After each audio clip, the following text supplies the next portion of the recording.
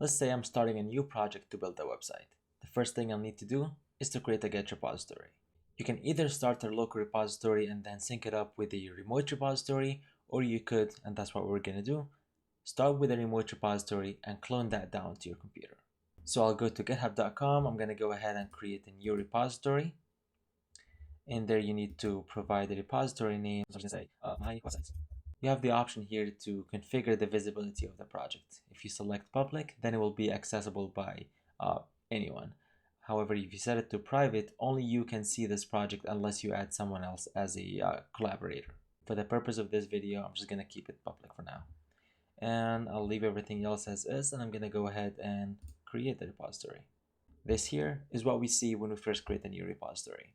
We can either follow the instructions here to create a new repository from scratch first locally and then push it to GitHub, or we can just go ahead and clone this current repository to our local computer, and that's what we'll do. And the way I'm going to be doing this, first I'm going to copy this link over here, then I'm going to switch back to my terminal.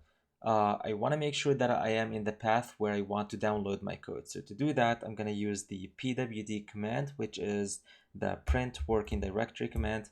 This shows me where I'm at in the terminal. I'm here on a Mac and I'm using iTerm for my terminal application, but you could also use the regular terminal. And if you're on a Windows, you want to make sure that you're using the Git bash, which I believe is installed when you either install just the Git or the GitHub desktop application. From here, I'm going to use the cd command or the change directory command to navigate to where I want to clone my project. Now if I do remember my path, I could just go ahead and type it in. So cd desktop /it3049c, or I could also do cd and just drag and drop the folder onto my terminal, and that would autocomplete my path for me. I'll go back to GitHub, I'll copy this link to my clipboard, and from here I'll type in git clone and paste that link in there. I'll hit enter, and that will download the project for me. Now I'm gonna navigate into this project, so my website. Now I'm gonna switch to my Visual Studio Code and I'm gonna open the project. So it's on my desktop, and here's my website. You want to make sure that you're selecting the root folder, not any subfolders that you might see there. I'm gonna go ahead and open this. Now that I have my terminal window ready for me, I'm gonna go ahead and create a new file.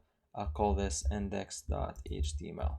Visual Studio Code provides with a bunch of shortcuts that we can just use. So for example, I can type in HTML5 and that will autofill a basic template of what an HTML5 page would look like. I'm just gonna keep everything as is. All I'm gonna do is maybe change this title to IT3049. I'll also come here and I'll create a header one, and I'm just gonna type in IT3049C. I'm gonna save this and switch back to my terminal.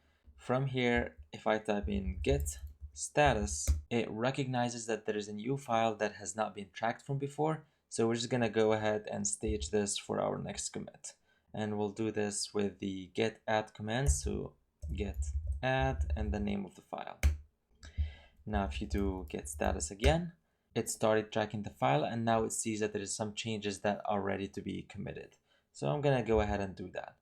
I'll type in git commit -m to type in my message, and here I'm gonna type in a descriptive message that will allow me to understand what this commit was about. So here I'm just gonna say initial commit created a new file. And if I want to push that to my GitHub repository, all I need to do is type in git push. And now if you go back to our repository and just refresh the page, we should see that change over there. Let's go back to Visual Studio Code and make some more changes here. Let's just create a paragraph for now. I'll hit save. And now I want to stage it and commit it in the same time. So to do this, I'll type in git commit -a for add and m for the message. Here I'm gonna say just added a paragraph. And now we're ready to push it. If I refresh the page here, I'll now see that I have two commits. If I open this here, I'll be able to see all the changes that I've been working on so far. Let me show you a different way to add and commit your changes, and that will be all on Visual Studio Code. So now I'm on Visual Studio Code. I'm gonna go ahead and create maybe an unnumbered list. Now, you notice as soon as I save the file, there's this number that showed up there. That shows me the number of files that has been updated since the last commit. Now I only have the one file, so I can just go ahead and click on it, and it will actually show me the changes that have occurred as well. If I wanted to get a similar effect on the command line, what you need to do is to type in git diff for difference, and it will show you the diff since the last commit. Let me go back to Visual Studio Code here. You could think of this window right now as the get status command because it shows me all the updates that I have. If you click on the specific file, it would also show you the diff. And if you click on this plus sign, that is your get add command. Now that I've staged my change, I can go ahead and commit it. To do this, I'm going to type in my descriptive message. I'll click on the check mark for committing. And now if you click on this, that's your push. Let's do the same one last time using GitHub Desktop. I'm gonna go back to my Visual Studio Code. I'll save the file and I'm gonna switch to GitHub Desktop. Now I already have the file cloned on my computer, so all I need to do is add an existing repository on your hard drive. So I'll click on this. Let me choose the path. It's on my desktop. And here's the project. Now you get a similar effect to what you've seen on Visual Studio Code. Here I can see all my changes since the last commit. From here I can type in some commit message, which actually needs to be a little bit more descriptive. So I'm going to say added an ordered list.